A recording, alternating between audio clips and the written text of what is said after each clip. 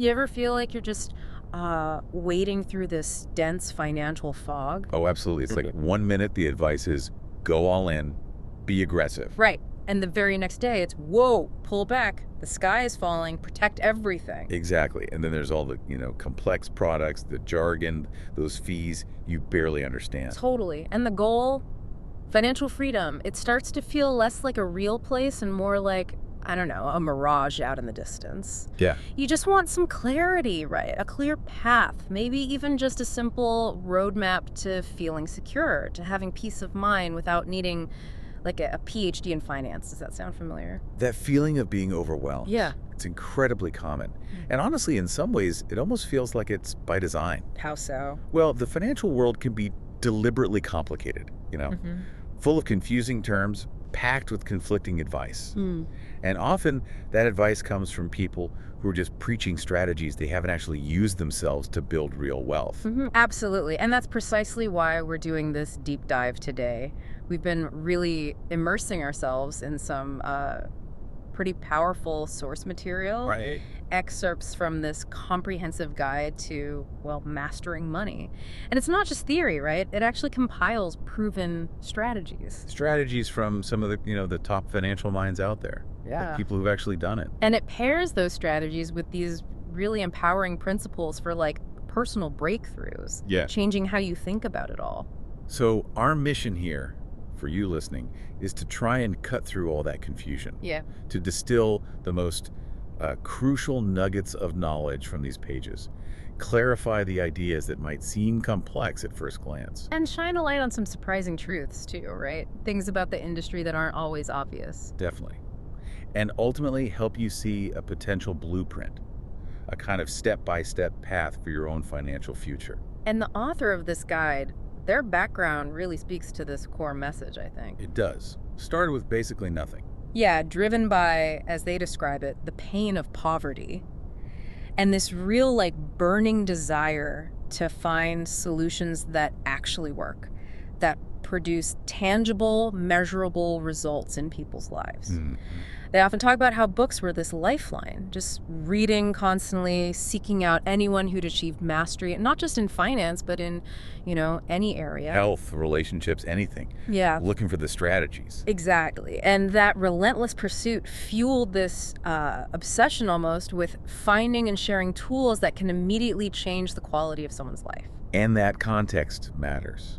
Because like you said, talking about money, it can bring up a lot of stuff, deep fears, anxieties. For sure. There's just so much noise out there. Yeah. So much opinion that isn't really proven. Right. So this deep dive, we're deliberately anchoring it in the wisdom of those who genuinely walk the walk. People who've built incredible wealth, navigated, multiple crazy economic cycles successfully. They're not just talking theory, they've actually done it. Okay, so let's set the stage a bit. Why is really getting a handle on this financial mastery, why is it so critical, like right now? To really feel the urgency, I think we need to look at how the whole idea of retirement has shifted, and frankly, how that shift is hitting so many people today. That's a really good place to start. We tend to think of retirement as this, guaranteed phase of life. Yeah, like a given. But historically, it's actually pretty new. This whole concept of working for a set number of years and then living comfortably off savings and maybe a pension for decades. Right. That only really became widespread and sort of sustainable for maybe 1 or 2 generations. Maybe your parents or your grandparents. Before that, Most people just worked until they physically couldn't anymore. That was the reality. wow. And that historical context makes the challenges we're facing now seem even bigger, doesn't it? It really does. The old model that defined pension world, it's breaking down. And it's leaving a lot of people feeling incredibly vulnerable. Yeah, exposed. Absolutely. The source material points to this truly alarming statistic. For many generations today, especially those near or in retirement, their number one fear is outliving their savings. Wait, number one, more than. More than the fear of death for many people. Think about that. Just that one fact tells you so much about the level of financial stress that's out there. That's staggering. And the hard numbers, the statistics, they back up that fear, don't they? They do. There's an Ernst & Young study mentioned that suggests a huge percentage of Americans, maybe as high as 75%, might actually outlive their financial assets. 75%. So 3 out of 4 people could face, like, serious financial trouble later in life. It's a massive potential problem. And just relying on the traditional safety nets, like Social Security in the U.S., well, it's often not enough for a reasonable standard of living. Especially in major cities. Exactly. The average benefit is cited around, what, $1,300 a month. Try living on that in New York or London or Sydney. Yeah, good luck. It barely covers the basics, if that. It's simply not enough for comfort.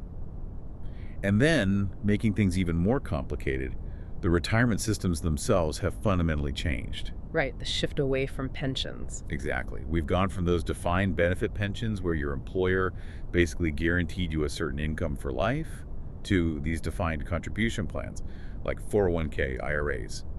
Which sound good, defined contribution, you're in control. They sound like they offer freedom, yeah. But what they also do, quietly, is shift all the responsibility and all the investment risk directly onto your shoulders. So suddenly I'm supposed to be an expert investor. Pretty much. This shift essentially forces you to become your own pension fund manager, your own investment pro. Wow. You're expected to navigate these complex markets, understand all the different products, figure out allocation, manage risk, all while trying to, have a career, raise a family, live your life. It feels like an impossible ask for most people without some kind of clear guide. It really is. So why should you, listening right now, care deeply about this? I mean, it seems obvious, but... Because it's your financial future. It's your peace of mind in retirement. It's your ability to live life on your own terms. That's what's at stake. And just ignoring it or kind of hoping it'll all just magically work out. That's not a strategy.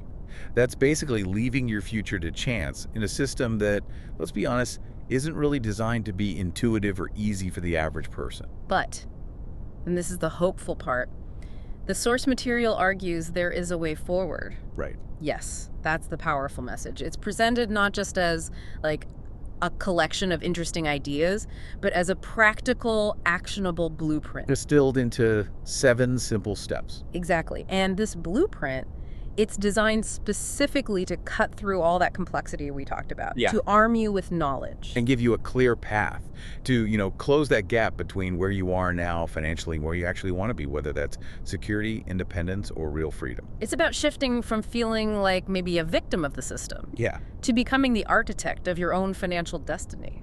Okay, so the very first step in this blueprint, it actually goes deeper than just numbers, doesn't it? It really does. It starts with something fundamental that, honestly, often gets skipped over, is our own psychology. Our internal beliefs, the stories we tell ourselves about money. Exactly. And what we think is possible for us, the source material really emphasizes that often the final hurdle isn't something external. It's our own stuff, our limitations, our fears, maybe outdated beliefs we picked up somewhere. That makes a ton of sense. You can have the best plan in the world, but if you're operating from, like, a place of fear or feeling like you don't deserve it, you'll likely self-sabotage or just fail to take consistent action. Right. And the idea here is really powerful. Yeah. Financial breakthroughs, or any breakthroughs really, they don't always come from years of just grinding it out. Often they happen in a moment of decision, where you just set a new standard for yourself. You draw a line in the sand. Yeah, what was acceptable before. Suddenly it's just not anymore. You demand more from yourself. Okay, so once you make that internal shift, that decision, what's the first critical financial action the blueprint recommends? It's deciding on a specific portion, a percentage of your income that you will save and invest consistently, no matter what. Sounds simple, maybe even deceptively simple. It does, but the power is in the commitment to that percentage and the consistency over time. Those two things unlock everything else. Because that leads to compounding. Exactly. That consistent decision lets you harness the most powerful force in finance, compounding. There's that classic story, right? The two brothers. Oh yeah, I remember reading about that. One starts earlier, saves less. Right, saves a smaller amount but starts earlier and is super consistent. The other waits a few years, maybe earns more, invests a bigger amount. But the first brother ends up with way more. Significantly more. Like one example mentioned showed him ending up with something like 600% more money. Just because he started sooner and let compounding work its magic for longer. Wow. That really shows that time in the market is way more important than trying to time the market, right? Overwhelmingly more important. or waiting until you have some huge lump sum to get started. The source material puts it really well. No matter how old you are now, once you truly grasp compounding, you'll probably wish you'd started sooner. Guilty. We all feel that. But the good news is that power is still available, starting today. Even small amounts, saved consistently and invested wisely, can build substantial wealth over the years. Enough for financial independence, potentially, even without a massive income. And I really like how the source material reframes the act of saving. It's not about deprivation, is it? Not at all. Instead of thinking, oh, I have to give this up, it suggests you're building your freedom fund. Your freedom fund, I like that. Yeah, you're not sacrificing today. You're literally buying your future freedom, your future choices, your future peace of mind, with every dollar you set aside. Okay, so how do you make sure you actually do it consistently? Because life gets in the way, emotions take over. Automation, that's the practical secret weapon. Yes, try to earn more. Yes, try to spend less. But the absolute key is to automate your saving and investing. So set it up so the money moves automatically. Exactly. Automatic transfers from your paycheck or your checking account straight into your investment account before it even hits the account you spend from. Out of sight, out of mind. Pretty much. If you don't really see it, it's much harder to spend it impulsively. It takes the emotion out of it. It bypasses procrastination and inertia. And the source material shares some really inspiring examples of this in action, right? Oh yeah, like Theodore Johnson, the UPS worker. Never made a huge salary. Never more than $14,000 a year in his entire life, the source says. But he religiously saved 20% of every single paycheck and bonus, put it into UPS company stock. And over decades. Through sheer consistency and the power of compounding, he quietly built a fortune worth millions. Just incredible discipline. Wow. Or think about Sir John Templeton. During the absolute depths of the Great Depression, start of World War II, fear was everywhere, markets were crushed. Not exactly a time most people would think of investing. Right. But he borrowed $10,000, a lot of money then, and bought shares in over 100 companies that were trading for less than $1. Because he believed. He had this fundamental understanding that night is not forever, that financial winters, no matter how bleak, eventually give way to spring. His courage to invest at the point of maximum pessimism, that laid the groundwork for him becoming a billionaire. An amazing foresight. And then there's the story of Chuck Feeney. Yeah, co-founder of Duty Free Shoppers. Made a fortune, like $7.5 billion. But lived super simply. Famously frugal. Flew coach, didn't own a car or home for a lot of his life, wore a basic watch. His main focus wasn't accumulation, it was contribution. He gave most of it away. Virtually all of it, billions, to philanthropic causes during his lifetime, which is also incredible. These stories, they're all different scales, but they really hit home that the core principles, discipline, saving, smart investing, they work. They're universal. Yeah. But, and this is a really crucial but, that the blueprint stresses once you decide, okay, I'm going to be an investor, I'm starting my freedom fund. Yeah. You have to understand the rules of the game. You just have to. Because the financial world isn't necessarily set up to help the little guy. It's populated by very experienced, very sophisticated players. And if you walk onto that field without knowing how things actually work, you risk being taken advantage of. It's like, playing chess without knowing how the pieces move. You're going to lose. Okay, so that leads us into a really important section in the source material, the part that kind of pulls back the curtain on some common investment lies. Or maybe marketing myths. Exactly. Myths that can systematically drain your potential returns without you even noticing. And the first big one has to do with mutual fund returns, right? What you see isn't always what you get. Precisely. The myth is simple. The return number a mutual fund company advertises is the return you, the investor, actually receive. But that's not true. The reality is often dramatically different. The returns you usually see promoted are called time-weighted returns. They basically measure how the fund itself performed, assuming you put in one lump sum at the beginning and held it the whole time. It ignores when money actually flows in and out. Okay, so what's my actual return based on? Your actual return is called your dollar-weighted return. And it depends entirely on when you personally put your money in and took it out. And most people... Most investors, unfortunately, tend to chase correlates. They buy after a fund or the market has done well, buying high. And they often panic and sell when things look bad. selling low. So our own behavior hurts our returns. Significantly. Because of this pattern, the average investor's dollar-weighted return is often substantially lower than the fund's reported time-weighted return. Okay, so that's one hit, my own emotions, and then you layer on the fees. The fees. This is where it gets really, really eye-opening. That seemingly small fee you see, the expense ratio, often around 1% for an actively managed fund. Yeah, 1% doesn't sound like that much. That's just the stated fee, the tip of the iceberg. The source material cites studies indicating that the total costs, including all the hidden fees, can eat up a staggering 60% or even more of your potential total returns over your investing lifetime. Wait, 60%? 60? That can't be right. How? It sounds unbelievable, but it's the corrosive power of fees compounding over decades. So what are these hidden fees? Yeah, where are they hiding? They're numerous, and they're often buried deep in the prospectus, that giant document nobody reads. Guilty again. We all are. Beyond that expense ratio, you've got trading costs inside the fund. Every time the manager buys or sells a stock, there are brokerage commissions, there's market impact costs, there's the bid-ask spread. Okay. One study cited from 2006 found these internal trading costs averaged another 1.44% per year, and they're often not even reported in the main fee number. Wow, so 1% plus almost 1.5%. And that's not all. There could be 12B1 fees. Those are marketing and distribution fees passed on to you. Fees for holding cash. Fees for transfer agents. An economist named Robert Hilton Smith mentioned painstakingly dissecting one prospectus and finding 17 different types of fees. 17? That's insane. It feels deliberately opaque. The average hidden fee, separate from the expense ratio, is cited as adding a significant chunk to your total cost each year. It's like that Schwab ad analogy they mentioned, trying to put lipstick on a pig. Exactly. Yeah. The advertised performance might look okay on the surface, but underneath, these costs are just steadily eroding your actual wealth. Okay, so that's mutual funds. What about 401k? Aren't those supposed to be safe harbors for retirement? That's another related myth. My retirement is secure, I've got a 401k. Yes, 401ks offer really important tax advantages, like tax deferral.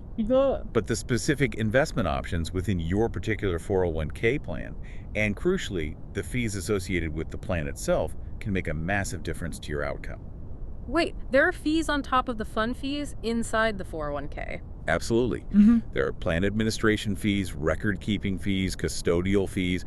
The Government Accountability Office, GAO, estimated these can average another 1.3% to 1.5% annually just for the plan infrastructure. Whoa. So picture this. You're invested in high-fee mutual funds inside a 401k plan that also has high administration fees. Yep. Your total annual cost could easily top 4.5% or even 4.6% of your account value every single year. Okay, let that sink in. Losing almost 5% of your retirement savings, just to fees. For 30 or 40 years. That percentage doesn't just slightly reduce your returns, it completely decimates your potential nest egg. It's the inverse power of compounding working against you. It could make the tax advantage almost meaningless. It can. In some high-cost plans, you might actually end up worse off than if you just invested in a taxable account with low-cost options. And employers have a responsibility here, right? They do. The source highlights that employers actually have a legal fiduciary duty to ensure the plans they offer are cost-efficient for their employees.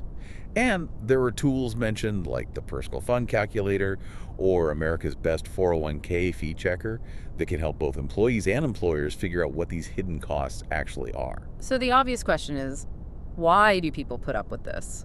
Why leave money in these high-cost situations? It's a mix of things, the source suggests. One, we're just overwhelmed. There's so much information, so much jargon. Yeah. Two, life is busy, the demands of work, family. It's easier to just put finances on autopilot and kind of hope for the best. Ignorance is bliss, sort of. Or maybe just less stressful in the short term. And frankly, the financial industry, which makes billions from these fees, doesn't exactly go out of its way to make them crystal clear and easy to understand. Complexity and investor inertia work in their favor. Okay, so it sounds like a minefield. What's the solution? How do you navigate this? The blueprint offers a very clear solution. Align yourself with a fiduciary. A fiduciary. We hear that term, but what does it actually mean in practice? And specifically, the source mentions an independent registered investment advisor, or RIA. Yes, that distinction is critical and often glossed over. Let's break it down. A broker. They're essentially a salesperson. Okay. They get paid commissions to sell specific financial products certain mutual funds, annuities, stocks, whatever the firm is pushing. Their legal duty is suitability. Is this product suitable for you? Which sounds okay. But it's not the same as acting in your absolute best interest. They can legally recommend a product that pays them a higher commission, even if a lower cost, equally suitable, or even better option exists. Ah, the conflict of interest. Exactly. A fiduciary, on the other hand, specifically an RIA operating under that standard, is legally required to put your best interests first, ahead of their own interests, ahead of their firm's interests. Always. And how are they typically paid? Their compensation structure is usually different, designed to align their interests with yours. Often, it's a transparent fee based on a percentage of the assets they manage, for their of it. You known as assets under management, or AUM, or sometimes a flat planning fee. When your portfolio grows, their compensation grows. When it shrinks, theirs does too. It removes the incentive to push high commission products. But it's tricky because, as the source points out, a lot of brokers use titles that sound like they're fiduciaries, right? Financial advisor, wealth manager. Oh yeah, they deliberately blur those lines. It's confusing for consumers. So how do you know for sure? What are the key things to look for? The source gives clear criteria. First, confirm they are actually registered as an RIA, registered investment advisor. You can usually check this online. Second, verify exactly how they get paid. Is it fee only, like AUM or flat fees, or do they also receive commissions? Third, ensure their fees are completely transparent and disclosed upfront. And fourth, critically, confirm they don't receive any hidden payments, like those 12b-1 fees from mutual funds or other kickbacks for recommending certain products. No hidden agendas. Zero hidden agendas. The example given is a firm called Hightower, founded by someone named Elliott, specifically built on this principle of full disclosure, transparency, and being conflict-free, attracting advisors who want to work solely for the client. And there are resources to find these advisors. Yes, places like the napfa.org directory are mentioned. NAPFA is the National Association of Personal Financial Advisors, and their members are fee-only fiduciaries. It's a good place to start looking. Okay, so taking the time to understand this distinction, broker versus fiduciary RIA, and deliberately choosing to work with someone legally bound to act in your best interests, that seems huge. It's massive. It can literally save you hundreds of thousands, maybe even millions of dollars in avoided fees and better advice over your lifetime. It's about moving from being a potential target in the game to becoming an informed insider who knows how to avoid the traps. All right, so you've made that internal decision to take control. You get the power of saving consistently. You know how to spot and avoid those costly traps like hidden fees and conflicted advice. What's the next really crucial step in this blueprint? It's defining exactly where you're trying to go. It's about charting your financial destination. Getting specific about the goal. Absolutely. This is another area where a lot of people feel kind of lost or stuck. They might have this vague idea like, I want to have enough money, or I want to be financially free. But they don't know what enough actually looks like in dollars and cents. Exactly. Or the numbers they imagine seem so enormous, so intimidating, that they feel completely overwhelmed and paralyzed. They don't even know where to start. So how does the blueprint help with that? It tackles this by breaking down that big, maybe scary ultimate goal into more manageable, distinct stages or levels of financial freedom. Okay, what's the first level? The first level is called financial security. Financial security, what does that mean? Financial security is defined as having enough income generated passively from your investments, your freedom fund, to cover your absolute basic living needs. So think shelter, food. Yeah, essential housing costs, food, basic utilities, transportation, necessary insurance like health insurance. It's about knowing that foundational layer is covered. No matter what happens with your job or active income, it provides that baseline peace of mind. Okay, that feels achievable. What's next after security?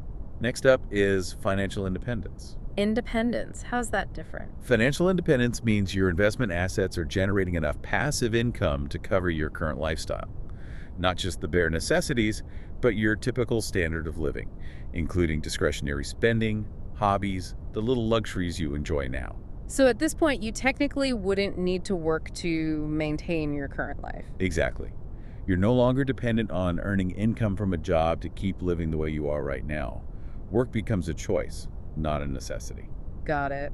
And then there's another level beyond that. Yes, the next level is financial freedom. freedom sounds good. What's the definition here? Financial freedom is where your assets are producing enough income to fund your desired lifestyle. This might be significantly different from your current lifestyle. It means you have the resources to maybe pursue passions full-time, travel extensively, support family members generously, start a business without financial pressure. Yeah. Basically, to do whatever you truly want, whenever you want, without work being a factor. Okay, that's a big step up. Is there anything beyond freedom? There's one more level mentioned: absolute financial freedom. Absolute. This is described as the highest level, kind of an unlimited lifestyle, the ability to give extravagantly to causes you believe in, a situation where money is just completely working for you, freeing you entirely from any need to earn. It's the pinnacle. Wow. Okay, so understanding these different levels is helpful. But Yeah. how do you actually figure out the specific dollar amount you need for each of those levels in your life? The method outlined is very practical. Step 1, calculate the annual income you'd need for each level. Security, independence, freedom based on your specific expenses and desires. You have to personalize it. Okay, get your annual income target for each level, then what? Then, you multiply that annual income target by a specific factor. The source typically suggests using 20. Multiply by 20. Why 20? Multiplying by 20 is based on a relatively conservative assumption that you can safely withdraw 5% of your investment portfolio each year without running out of money, because 1 divided by 0.05 equals 20. Ah, the 5% rule. Okay. Sometimes a factor of 10 is mentioned, which assumes a more aggressive and therefore riskier 10% annual return or withdrawal rate. But 20 is generally presented as the more prudent number for planning. So annual income needed times 20. What does that give you? That calculation gives you your critical mass. That's the total amount of investment assets the size of your freedom fund that you'd need to have accumulated at each level: security, independence, freedom, to generate your desired passive income, ideally without ever having to deplete your principal. Okay, that makes it concrete. There's a story in the source material that illustrates this really well, isn't there? About a couple, Ron and Michelle. Yes, it's a powerful example. Yeah. They had this dream of financial independence, living a lifestyle that cost about $350,000 a year. Okay. And in their minds, they thought they needed a massive number, like $20 million, to achieve that. It felt impossibly far away. $20 million sounds daunting. Totally. But then they applied this simple calculation. They took their needed annual income, $350,000, and multiplied it by 20, using that 5% withdrawal assumption. And 350,000 times 20 is? $7 million. $7,000. Wow, not 20 million. 7 million. Exactly. That's a $13 million difference in their target number. Suddenly, their goals shifted from feeling like this astronomical, maybe unattainable dream. Choose something tangible, something they could actually map out a path toward. Precisely. It completely changed their perspective and made the steps they needed to take feel far more achievable. It gave them hope and clarity. And that's the real power of doing this exercise for yourself, right? For you listening? Absolutely. It takes these vague wishes, I want to be rich, I want to retire comfortably, and turns them into concrete, measurable targets. Gives you a specific number to aim for. Yeah. A number you can track your progress against. And it might surprise you.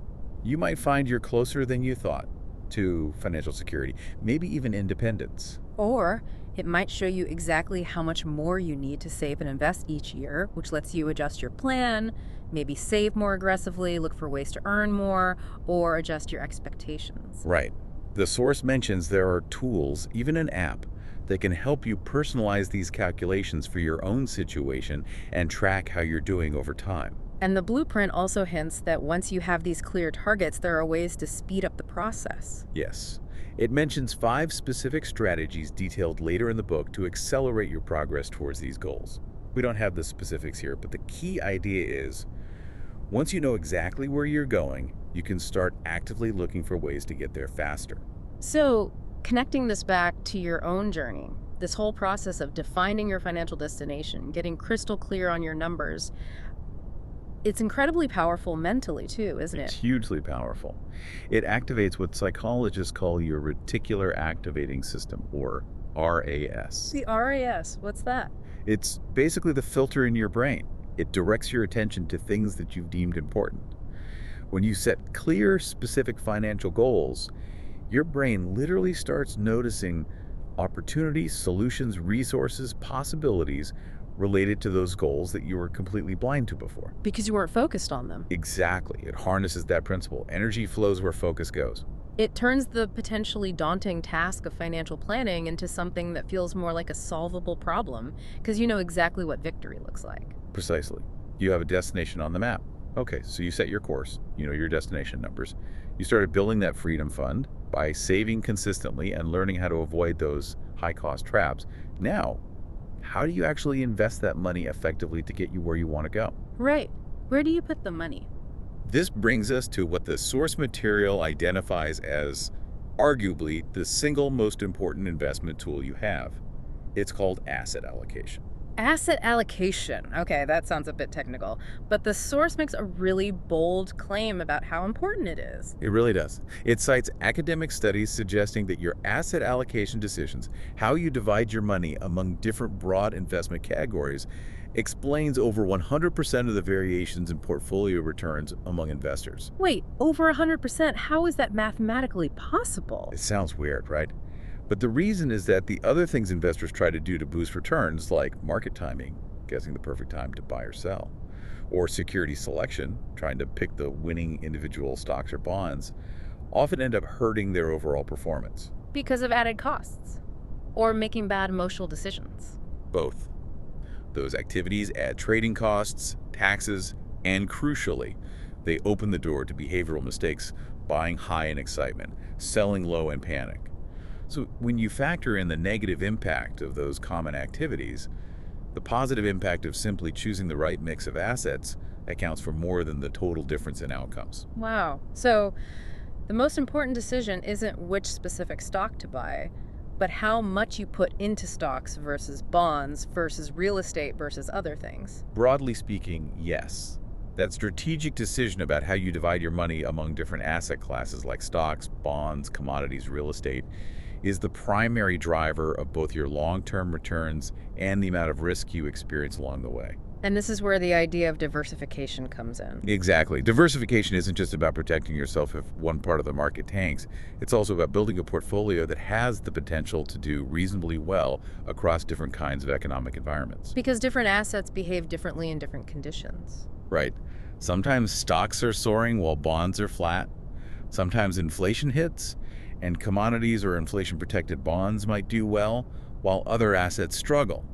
Finding the right blend means your portfolio isn't entirely dependent on just one type of investment performing well. Okay, so how do you think about this practically? The blueprint introduces a framework called the bucket strategy. Yes, it's a really intuitive way to organize your investments. It helps you connect your money back to its purpose and your tolerance for risk with that specific chunk of capital. Makes sense. So what's the first bucket? The first bucket is your security bucket, sometimes called the peace of mind bucket. Security. Okay, what goes in there? This is the absolute foundation. This bucket holds the money you cannot afford to lose, especially in the short or medium term. Its primary job is capital preservation. Protecting the principal. Exactly. Protecting your principal, providing a source of funds for near-term needs or emergencies, covering those basic living expenses you calculated for financial security, and just giving you that bedrock of peace of mind, knowing that a portion of your wealth is stable and safe no matter what the markets are doing. So what kind of investments fit in the security bucket? Low-risk stuff. Very low risk, stability-focused assets. The source gives several examples. U.S. Treasury bonds are classic, backed by the full faith and credit of the U.S. government, generally considered among the safest investments in the world. Okay. Inflation-protected securities, or TIPS, are also mentioned. These are government bonds specifically designed to protect your purchasing power from inflation, which is a key risk for safe money. Makes sense. What else? FDIC-insured bank products like CDs are in this category, and there's an interesting mention of market-linked CDs. Market-linked CDs. How do those work? They offer the same FDIC principal protection as a regular CD, up to the limits. But instead of a fixed interest rate, their return is potentially linked to the performance of a market index, like the S&P 500, often up to a certain cap. So you get safety, but maybe a little bit of upside potential. Exactly. It's a blend. The source shares an anecdote about someone named Ajay Gupta using one of these instruments to average an 8% return during the 2008 crash, while his principal remained completely safe due to the FDIC protection. Wow, 8% in 2008 with no risk to principal. That sounds amazing. It highlights how these structures can sometimes offer attractive risk-adjusted returns within the security bucket. Certain types of annuities are also mentioned here. Annuities in the security bucket, which ones? Specifically, certain select fixed indexed annuities, FIAs. These are insurance products. If structured correctly, and that's a big if, you need the right features and low cost they can offer principal protection and the potential for guaranteed lifetime income, plus some participation in market gains, again, usually capped. So security features plus some growth potential. Right. Some experts in the source call these, when done right, a potential holy grail because they can combine safety characteristics with some potential for growth-like returns, fitting nicely into this conservative bucket's goals. The big challenge today, though, is that traditional safe stuff, like treasuries and CDs, the interest rates are often really low. That's the problem. Historically, low rates really push savers towards taking more risk than they might be comfortable with, just to get some kind of return. So you have to be creative within this bucket sometimes. You do. The source even gives an example of a slightly less conventional but still security-focused asset. A well-structured residential real estate loan, secured by a first deed of trust on a desirable property. It offered a decent return with strong collateral protection, fitting the security profile. It shows you need to think carefully about risk and reward even within this safe bucket. Okay, so that's the security bucket, protect principal, cover basics, sleep at night. What's the second bucket? The second bucket is your risk growth bucket. Risk growth. Sounds like the opposite. Pretty much. This is where you allocate capital with the primary goal of achieving significantly higher returns over the long term. This is where you aim for capital appreciation, growing your wealth substantially. And the key word here is risk. Definitely. Assets in this bucket inherently carry more risk. They have the potential for much greater gains, but also the potential for significant losses, especially in the shorter term. Gotta be comfortable with volatility here. Absolutely. Yeah. And it's crucial to remember, as the source emphasizes, that everything in the markets runs in cycles. Stocks go up, stocks go down. Real estate booms, real estate busts. Commodities surge, commodities crash. That dangerous phrase, "this time is different." Yeah. The most successful investors learn to ignore it. Cycles are a fundamental part of investing. So what kinds of assets typically go in the risk growth bucket? This is where you find things like stocks, individual stocks, or stock mutual funds, ETFs. High-yield bonds, sometimes called junk bonds, fit here too. Junk bonds, what? Because they're issued by companies with lower credit ratings, making them riskier than high-quality bonds. But to compensate for that higher risk, they offer potentially much higher interest payments or returns. Okay, what else? Various forms of real estate investment, rental properties, flipping houses, commercial real estate, or real estate investment trusts, REITs, which are like mutual funds for property, commodities like oil, gold, agricultural products, and exchange-traded funds, ETFs, covering these riskier asset classes. You mentioned ETFs can be traded like stocks during the day. Yes, that's a key difference from traditional mutual funds. But the source also implicitly warns against using that feature to try and time the market frequently. Stick to the allocation plan. Okay, so you have these two main buckets, security and risk growth. When we talk about mastering asset allocation between buckets and within them, the source presents a really compelling specific example. Ray Dalio's all-weather or all-seasons portfolio. Yes, this is a fascinating strategy developed by Ray Dalio, the founder of Bridgewater Associates, which is one of the largest hedge funds in the world. And the philosophy behind it is quite unique. It's based on a profound sense of humility, really. Dalio's core idea is that nobody, not even him, can consistently predict the future. Specifically, you can't know for sure which economic season is coming next. Economic seasons, like? He identifies 4 key possibilities. Periods of rising economic growth, falling economic growth, rising inflation, falling value of money, and falling inflation or deflation, rising value of money. Okay, those 4 conditions. Right. Since you don't know which season will dominate, the goal of the all-seasons portfolio is to build a mix of assets that is balanced and robust enough to perform reasonably well and, crucially, protect your capital during any of those 4 environments. How does it try to achieve that? By allocating risk roughly equally across assets that tend to do well in each of those 4 potential seasons. It's about balance and resilience, not about making a big bet on one specific outcome. And the source actually gives the specific asset mix he recommends for individual investors. It does. It's a very particular blend. 40% goes into long-term U.S. Treasury bonds. 40%. That's a lot in long-term bonds. It is.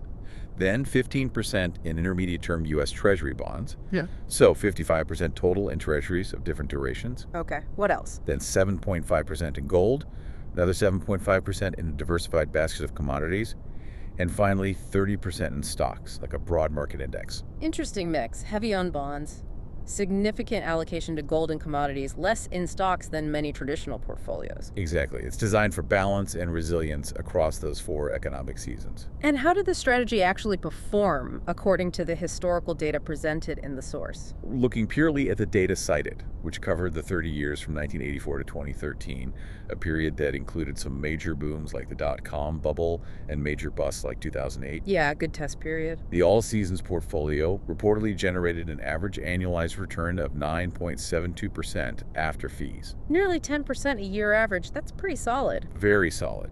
But what's perhaps even more impressive is its consistency and downside protection.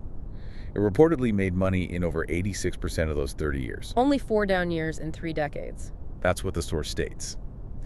And one of those down years was apparently almost break even. And in the years it did lose money, the average loss was remarkably small, only 1.9%. Wow. Compared to the big market crashes. That's where it really shines. In 2008, when the S&P 500 stock index cratered by 37%, the all-seasons portfolio was reportedly down only 3.93%. Huge difference. Massive. And during the dot-com crash and the subsequent bear market from 2000 to 2002, 3 really tough years for stocks. Its total combined loss over that entire 3-year period was just 4.572%. Incredible resilience. It even managed to be up in 2 of the 7 worst market drops going all the way back to 1935, according to the analysis presented. So the main goal here isn't necessarily to get the absolute highest return every single year. Exactly. A portfolio that's 100% in stocks will probably beat it during a roaring bull market. The strength of the all-seasons approach lies in delivering the smoothest possible ride over the long term. It's designed to significantly minimize those gut-wrenching drawdowns. And that capital preservation is key. It's crucial for 2 reasons. First, avoiding big losses is mathematically essential for long-term compounding. Recovering from a 50% loss requires a 100% gain just to get back to even. Second, and maybe even more importantly, minimizing big drops helps you stay invested. It protects you from your own fear and prevents you from making those catastrophic emotional decisions like panic selling at the bottom during turbulent times. It's built for the long haul, for survival and steady progress in any weather. Okay, so connecting this back to you, the listener, understanding this concept of asset allocation is absolutely fundamental. It's probably the biggest lever you have to control your risk and enhance the stability and potential returns of your investments over time. Right. Using a simple framework like the bucket strategy helps you think clearly about matching your investments to your goals and your comfort level with risk. And looking at proven, robust models like Dalio's all-seasons portfolio gives you a concrete example of how strategically diversifying across different kinds of assets that behave differently in different economic conditions, can help your wealth not just survive, but potentially thrive, no matter what the economy throws at you. It really reinforces that old wisdom. Don't put all your eggs in one basket, no matter how tempting that one basket might look right now. You avoid the kind of pain people felt if they were, say, heavily concentrated only in Las Vegas real estate right before the 2008 crash. An example mentioned in the source. Diversification provides resilience. So we've talked a lot about accumulating wealth, building that freedom fund through saving and smart asset allocation. But there's another major piece of the puzzle, especially as people approach retirement. It's that fear we mentioned earlier. The fear of outliving your savings, running out of money. Exactly. You've worked hard for decades to build this nest egg. Now, how do you actually turn it into a reliable income stream that you can count on for the rest of your life, however long that may be? How do you spend it down responsibly? Yeah, that's a huge source of anxiety for a lot of people. You don't want to be 85 and suddenly realize the well is dry. Precisely. This brings us to the concept of creating a guaranteed lifetime income plan.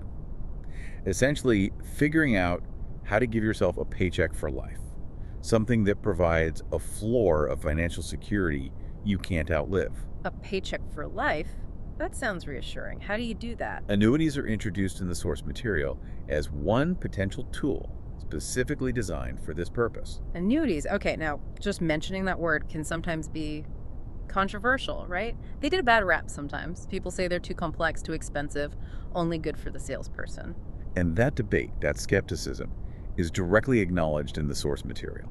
It's made very clear that annuities aren't inherently good or bad. Their value, their suitability for you, depends entirely on the specific type of annuity. Ah, there are different types. Many different types. It depends on the specific features, the costs and fees involved, which can vary wildly, and how it fits into your overall financial plan and goals. It's not a one-size-fits-all thing at all. Okay, so the source tries to offer a balanced perspective. It uses someone like Dr. David Bogle as an example. Yes, Dr. Bogle's story is highlighted because he's a highly respected finance professor from the Wharton School, even advised the U.S. Treasury. He has deep financial expertise. And what did he do for his own retirement? Despite his Wall Street colleagues advising him to keep all his retirement money invested in the market for potential growth, Dr. Bogle made a conscious, strategic choice. He used a portion of his savings to purchase a series of guaranteed income annuities. Not just one, but a series, bought over time. Yes, staggered over time. These formed the bedrock, the foundation of his secure retirement income. Why would someone with his background choose guarantees over potential market growth? His priority, as described, was certainty and peace of mind for his essential income needs. By locking in guaranteed income streams from these annuities, income that he literally could not outlive, paid by strong insurance companies and ensuring principal protection on the money he allocated to them. He removed the worry. He essentially eliminated the anxiety of wondering if a market crash would jeopardize his ability to pay his basic bills.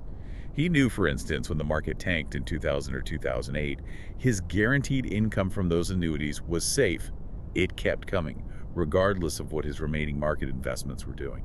That provides a psychological security that just being in the market doesn't offer. Exactly, a level of certainty that market investments alone, by their nature, cannot provide. But on the flip side, the source material issues a pretty strong warning against one specific type of annuity, right? The variable annuity. It does.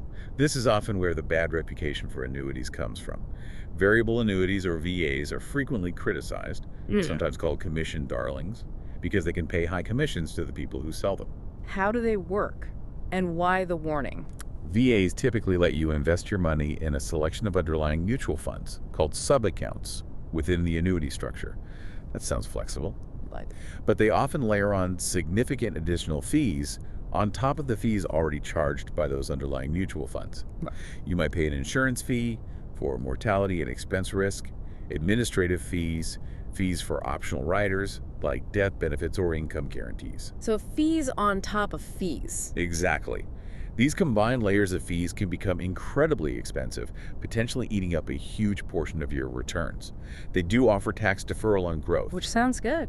It does, but that tax deferral benefit may not be worth the high combined costs, especially if you haven't already maxed out other, usually lower cost tax-advantaged accounts like your 401k or IRA. VAs are often complex, opaque, and potentially structured more for the seller's benefit than the buyer's. Okay, so the message is be very wary of variable annuities. But other types might be okay or even beneficial. Precisely. The key is discernment. The source suggests that while many annuities on the market might be problematic due to high fees or complex structures, there are select, safe, and reasonably affordable annuities out there. The ones that some experts in the book called the Holy Grail? Right. Annuities that genuinely can provide that guaranteed lifetime income, offer principal protection, and maybe even some potential for growth linked to an index without excessive costs. Finding those specific products requires careful shopping and maybe working with a fiduciary advisor. The author also expresses a commitment to trying to make these better, more accessible solutions available, especially for younger people, recognizing the power of securing a portion of your future income early on. Makes sense. The blueprint also briefly touches on tax efficiency as another way to help you reach your goals faster, right? Yes, just recognizing that taxes are one of your biggest expenses over a lifetime, so minimizing them legally is a powerful accelerator. Like using Roth accounts. Exactly. Contributing to Roth IRAs or Roth 401k means you pay taxes on the money now when your tax rate might be lower than in retirement, but then all the growth and qualified withdrawals later are completely tax-free. That's huge. And for people with higher incomes, there was something called PPLI. Yes, private placement life insurance. It's described as a more sophisticated tool, sometimes called a rich man's Roth. It's a type of life insurance structure that, for those who qualify, usually requires significant investment, can allow investments inside the policy to grow tax-free and be withdrawn tax-free under certain conditions. So potentially cutting the amount you need to save? For the right person, the source suggests it could potentially cut the required critical mass for financial freedom almost in half, simply by eliminating the drag of taxes on investment compounding over many years. It's a specialized strategy, but highlights the importance of considering tax efficiency. Okay, so for you listening, thinking about how to turn your savings into reliable income is a really crucial part of the plan for long-term security. While the annuity world needs careful navigation, watch out for those high fees and complex variable products. Understanding that certain types of annuities can provide valuable guarantees, like lifetime income with principal protection, means they're a tool worth exploring as part of your overall blueprint. And don't forget the power of minimizing taxes along the way. You know, one of the most valuable parts of this source material, I think, is the direct access it gives you to the thinking of people who have achieved truly extraordinary success in the financial world. Yeah, like getting inside the heads of billionaires, legendary investors, people who really pioneered things. Exactly. And learning their core principles, the fundamental ideas that drove their success. That offers timeless wisdom that anyone building wealth can learn from, even if you're not operating at their scale. It's like sitting down with the masters of the game. The source shares key takeaways from interviews with a whole roster of heavy hitters. Carl Icahn, David Swensen, Jack Bogle, Warren Buffett, Paul Tudor Jones, J. Kyle Bass, Sir John Templeton, Charles Schwab. An amazing group. Let's maybe touch on a few key principles from some of them. Yeah. What about Carl Icahn? He's known as an activist investor. Right. Icahn's focus is really on corporate accountability. He looks for companies he believes are undervalued, primarily because they're being mismanaged. And then he gets involved. He takes a large stake and actively pushes for changes. He challenges management practices that he thinks hurt shareholders, things like poison pills or staggered boards that just protect entrenched executives. His incredible long-term track record, achieving very high compounded returns over decades, shows that challenging the status quo and demanding accountability can be extremely profitable. Okay, accountability. What about David Swensen? He managed Yale's endowment incredibly successfully. Swensen's core message reinforces what we discussed earlier, the absolute paramount importance of asset allocation. He's the one who said it explains over 100% of returns. Yes, because trying to time the market or pick individual stocks actively often detracts from returns due to cost and behavioral errors. He stresses avoiding those emotional mistakes. He even provides a specific model asset allocation that he thinks is suitable for individual investors, a diversified mix across U.S. stocks, foreign developed stocks, emerging market stocks, real estate REITs, U.S. Treasury bonds, and inflation-protected bonds. Tips. So similar philosophy to Dalio's All Seasons in terms of diversification, but a different specific recipe. Exactly. Different mix, same core idea. Build a diversified portfolio designed to perform reasonably well across different economic environments. Now, Jack Bogle, founder of Vanguard. His message seems incredibly relevant to our earlier discussion about fees. Oh, absolutely. Bogle was a true revolutionary, a champion for the average investor. His big idea, which was initially mocked as Bogle's folly, was the low-cost index fund. Instead of trying to beat the market, just be the market. Precisely. His powerful insight was that fees are the absolute enemy of long-term investment returns. Since investors as a whole are the market, the only reliable way to get market returns is to pay as little as possible to own the market. Because active managers trying to beat the market charge high fees. Exactly. And Bogle showed, mathematically, that those high fees compounded over decades, consume such a huge chunk of your potential returns that most active managers are almost guaranteed to underperform the simple, low-cost index fund over the long run. He famously argued that high costs could eat up half or even more of your potential nest egg over a lifetime. His mantra was something like, investing is simple, but we pay too much to be average. That's the essence of it. Stop paying Wall Street fortunes for potentially average or below average results after costs. Just buy the whole market cheaply and let compounding work for you. And this low-cost index fund philosophy, it's famously endorsed by none other than Warren Buffett. It is. Buffett, arguably the most respected investor alive, has publicly stated multiple times that the best investment for most people, including the trustee managing his own wife's inheritance, is a simple, low-cost S&P 500 index fund. He really believes indexing beats active management for most people. He's adamant about it, especially after accounting for fees and taxes. His famous $1 million bet, pitting a simple S&P 500 index fund against a selection of sophisticated hedge funds over 10 years. Well, the index fund was winning handily based on the time frame mentioned in the source. It was a dramatic illustration of his conviction. Okay, indexing and low costs. What about someone like Paul Tudor Jones, a legendary hedge fund trader? What's his main principle? Risk control.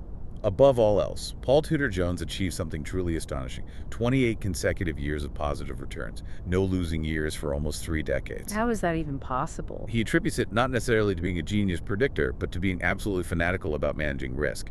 His philosophy is often summarized as defense wins championships. So cutting losses quickly. Yes. He uses strict rules. For example, a famous one is selling any position that falls below its 200-day moving average. The idea is to ensure that small losses never turn into catastrophic ones that can wipe you out. He believes you don't need to be right most of the time, as long as you limit your losses dramatically when you're wrong and let your winners run. He also speaks powerfully about philanthropy being a huge motivator for him. Fascinating. Risk control. What about J. Kyle Bass, known for predicting the housing crisis? Bass is presented as someone who emphasizes doing your own deep, independent research and having the courage to challenge conventional wisdom. He saw the housing bubble when Wall Street didn't. He dug into the data himself and realized the models everyone else was using literally didn't even allow for the possibility of national home prices falling significantly. Yeah. They assumed prices only went up or stayed flat. He saw the flaw, did the work, and made a fortune betting against it. And he looks for specific kinds of opportunities. He talks about looking for asymmetric risk-reward situations. That means finding bets where the potential upside is massively disproportionate to the potential downside, where you risk a little for the chance to make a lot. He gives examples like buying nickels when their metal content was worth more than 5 cents, or copper pennies, small bets, huge potential payoff if you're right. He stresses really understanding the big picture, the fundamentals of the financial system. Okay, deep research, challenge assumptions, look for asymmetry. What about Sir John Templeton, another investing giant? Templeton's focus was heavily on market psychology.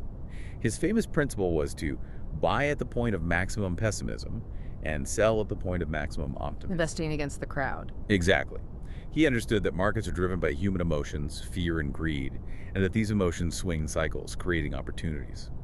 His success investing during the depths of World War II stemmed directly from his belief that extreme fear creates bargains, because financial winter is always followed by spring.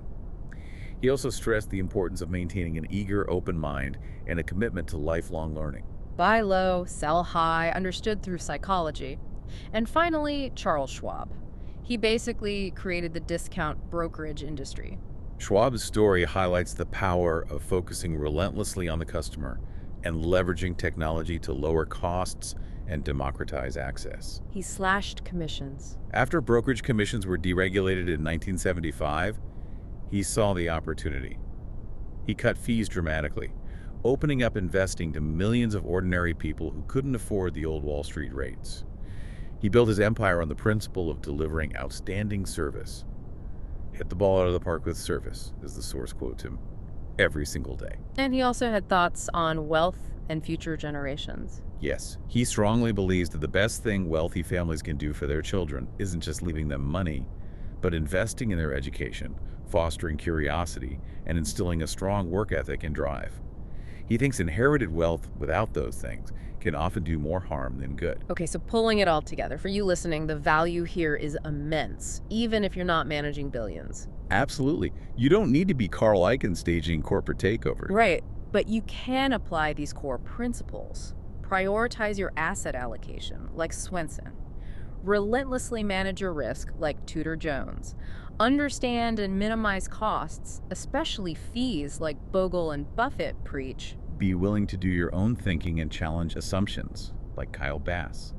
Understand market psychology and cycles, like Templeton. And stay focused on serving value and the long term, like Schwab. These seem like the timeless, fundamental pillars that underpin real, lasting financial success, no matter the size of your portfolio. You know, as this whole blueprint unfolds, it keeps looping back to that profound truth we touched on right at the start. That the ultimate barrier, the final frontier in really mastering your finances and designing the life you want, it's often not external. It's usually our own inner game, our beliefs, our fears, our emotional state, the stories we tell ourselves about what's possible for us. And that idea that breakthroughs don't always require years of painful struggle. Right, they can happen in a single moment. That moment, you truly decide to set a new standard for yourself. When you draw that line in the sand and say, my current financial reality, it's no longer acceptable. I am committed to changing it. That decision shifts everything. And a huge part of winning that inner game, according to the source, is realizing where the most important investment really lies. Yes, it's investing in yourself. The source echoes that famous Jim Rohn quote. Work harder on yourself than you do on your job. What does that mean in practice? It means focusing intensely on the things you can actually control, improving your skills, expanding your knowledge like you're doing right now by engaging with this, enhancing your ability to add value to the world, to serve others more effectively. Because the more value you can create, the greater your capacity to earn, to save, to invest, and ultimately to contribute. Your income is often a reflection of the value you bring to the marketplace. That makes sense. The discussion then kind of zooms out, connecting this personal financial journey to the bigger picture, especially the future and the impact of technology. Right. Technology is presented as this force of massive, accelerating change. It's undeniably causing huge disruption. Like automation replacing jobs. Yeah, studies are cited suggesting a really significant percentage of current jobs could potentially be automated in the coming decades. That can sound frightening. Definitely. But the flip side is that this disruption also creates absolutely unprecedented opportunities. It forces us to retool, to learn new skills, yes, but it also paves the way for entirely new industries, new types of jobs, new ways of creating value that we probably can't even fully conceive of yet. And the source frames technology not just as a disruptor, but as a force for abundance, overcoming scarcity. Exactly. Technology fundamentally is driving down the cost of almost everything while simultaneously expanding our capabilities geometrically. Peter Diamandis' concept of abundance is mentioned. Using that analogy of the orange tree and the ladder. Right. Scarcity isn't always about not having enough oranges on the tree. Sometimes it's about not having the ladder, the technology, or access to reach the oranges that are there. Technology acts as that ladder. It's a resource liberating mechanism. And there are examples given. Yeah, examples like Dean Kammen's slingshot machine, designed to purify any water source affordably, tackling global water scarcity. Or Ray Kurzweil's vision for things like vertical farming and in vitro meat, potentially solving food scarcity and environmental challenges. Technology tackling fundamental human needs. Even health and aging are viewed through this technological lens. Yes, seeing health as an information technology problem. Our DNA is like software code. As we get better at reading, understanding, and maybe even editing that code, the potential to overcome diseases and dramatically extend healthy lifespans becomes a real possibility. Wow. And crucially, technology is also incredibly empowering for individuals. The story of Easton LaChapelle is highlighted. The young inventor using 3D printing. Yeah. As a teenager, using 3D printing and open source collaboration, he started building advanced functional prosthetic arms for a fraction of the traditional cost.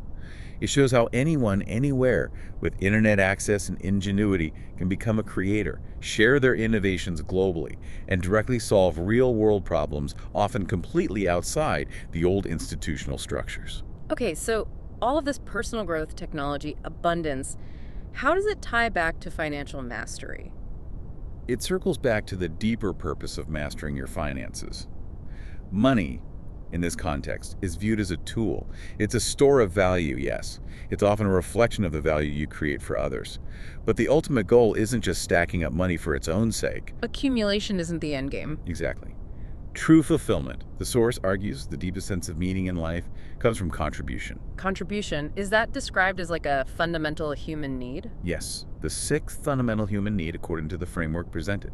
The core idea is the secret to living is giving, while acquiring more money or things might provide some temporary pleasure or satisfaction. It doesn't last. Lasting fulfillment tends to come from who you become in the process of achieving your goals, becoming more disciplined, more knowledgeable, more capable, more resilient, and then what you're able to do for others with the resources, the time, and the freedom you've created. Sharing, contributing, it actually enhances our own experience of life. And we saw examples of this woven through the stories of the successful people mentioned earlier. Absolutely. From the author's own stated mission to empower others with these tools, to the story of Tony Robbins paying for students' college education if they committed to service, to Chuck Feeney literally giving away his entire multi-billion-dollar fortune during his lifetime, to all the billionaires interviewed establishing huge philanthropic foundations, there's a clear pattern. And the link between money and happiness itself is explored. It's not as simple as more money equals more happiness. Right. The source cites recent research suggesting that yes, money can increase happiness up to a certain point where basic needs and comforts are met. But beyond that, it's much more about how you spend it that impacts well-being. Spending on what? Consistently, studies show that spending money on experiences, especially experiences shared with people you care about, and spending money on helping others, pro-social spending, leads to significantly greater and more lasting happiness than spending on material possessions. The book Happy Money is mentioned as exploring this science. Interesting. Experiences and giving over stuff. And related to the inner game, there's a specific practice recommended for boosting well-being. Yes, a simple but incredibly profound practice. Yes. Gratitude. Just being thankful. Consciously cultivating the feeling of gratitude.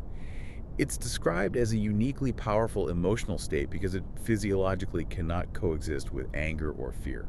Really, gratitude cancels out anger and fear. Simultaneously, yes. And since anger and fear can be so destructive to clear thinking, good decision-making, especially financial decision-making, and just overall happiness, deliberately cultivating gratitude is a powerful antidote. How do you practice it? The recommendation is a consistent daily practice, maybe just 10 minutes each morning. Focusing intently on things you are genuinely grateful for, big things, small things, simple things. Feeling that appreciation in your body. It primes your mind and your heart for a more positive, resourceful, and empowered state throughout the day. Simple, but sounds powerful. Finally, there's that cautionary tale used near the end. The story of the richest man in the graveyard. Yes, it's a stark and poignant reminder. It tells of a billionaire who achieved immense financial success, but completely neglected other crucial areas of his life, his health, his relationships. And the result.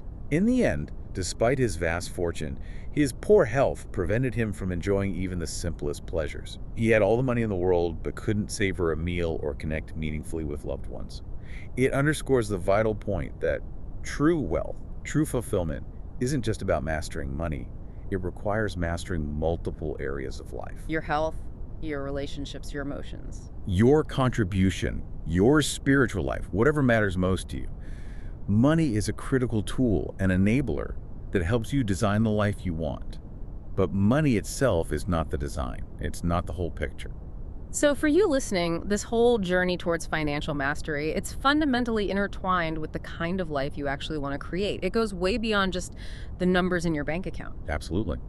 It's about the freedom those numbers can provide, the choices they unlock, and how that freedom empowers you to live a life filled with purpose, meaning, and contribution. So maybe take a moment to consider, how do you define true success, not just financially, but holistically? And how can you use your resources, your growing financial knowledge, and the freedom you create, not just for your own benefit, but to make a meaningful difference in the lives of others and the world around you? #tag rate the outro. Okay, so as we pull back from this really deep dive, let's just quickly touch on the main pillars again, the key takeaways we've unpacked from this rich source material. Yeah, it covered a lot of ground. We started right at the core, mastering your inner game, making that clear, unwavering decision to change your financial life, and setting a new standard for yourself. Then we plunged into the absolute necessity of understanding the real rules of the financial game, how crucial it is to identify and ruthlessly avoid those hidden fees and conflicted advice that can just bleed your wealth away over time. And the vital importance of aligning yourself with a true fiduciary, someone legally bound to put your interests first. Then we talked about charting your course, defining your specific financial dreams, moving from vague wishes to concrete goals like financial security, independence, or freedom, and actually calculated the tangible numbers needed to make those goals real and trackable. Then, building the vehicle to get you there, recognizing asset allocation as maybe your most powerful investment tool. Using that simple but effective bucket strategy to organize your money based on its purpose and risk level. And looking at proven, robust models like Ray Dalio's All Seasons portfolio as an example of how to build for performance and protection, aiming to thrive in any economic weather. We also hit on that critical step of securing your future income stream, addressing that deep fear of outliving your money by understanding how certain tools, like select safe annuities, can potentially provide guaranteed income for life. While also remembering the power of tax efficiency strategies to accelerate your journey. Then we got to learn from the masters, right? Extracting those timeless principles from the investing elite guys like Buffett, Bogle, Eichen, Tudor Jones, learning about risk control, the power of low costs, the importance of independent thinking, and staying focused on the long game. And finally, we brought it all together, connecting financial mastery to the bigger picture. The importance of investing in yourself, understanding the massive impact of technology, both its disruptions and opportunities, and ultimately linking the accumulation of wealth to a life of deeper meaning through contribution, gratitude, and focusing on holistic well-being. Not just being the richest person in the graveyard. It really is laid out as a comprehensive blueprint, a step-by-step process that you, listening, can actually follow to take genuine control of your financial destiny. So as you reflect on all of this, maybe here's a final provocative thought to leave you with, drawn from everything we've discussed. Given the undeniable, almost magical power of compounding over time, given the truly devastating impact that hidden fees can have, and given the crystal clear insights from those who have genuinely mastered this financial game, what is one single, small, automated step that you could commit to taking today? Like right now after listening. One simple action to start consistently building your freedom fund and move yourself measurably closer to your personal vision of financial security or freedom. Just one small automated step. One step. And think about how that single step, repeated consistently over time, could not only transform your own financial future, but also potentially unlock your capacity to contribute more fully, to give back more generously to the people and causes you care about most. Your financial future and the amazing life you can design with the freedom it brings. It really is within your reach. We truly hope this deep dive has helped illuminate that path forward and shown you that breakthroughs are absolutely possible for you.